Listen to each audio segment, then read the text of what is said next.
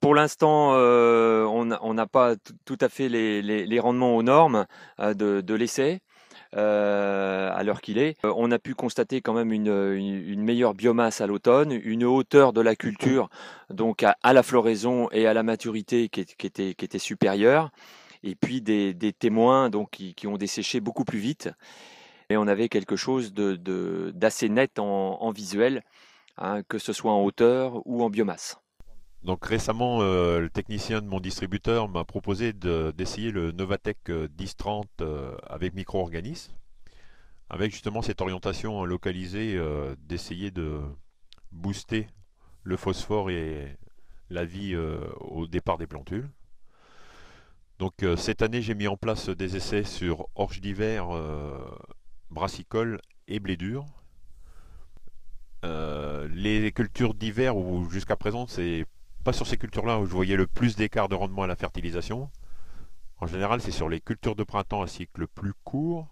Des essais que j'ai pu conduire cette année. Donc le premier sur orge d'hiver brassicole, dans deux parcelles avec deux précédents distincts et deux historiques distincts. La parcelle où l'orge était plus en difficulté, donc une rotation plus céréale. Euh, Dès l'automne, il y avait un avantage visuel et végétatif et nombre de tales sur la partie fertilisée. Par contre, dans une autre parcelle où on est en rotation plus betteravière avec un potentiel meilleur, je n'ai rien vu visuellement de toute la saison.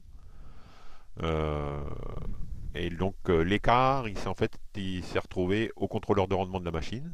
Donc dans ce deuxième cas-là où on n'a eu aucun visuel de la saison, l'écart de rendement, malgré un potentiel de parcelles déjà très élevé, il y a à nouveau un avantage à la localisation du produit.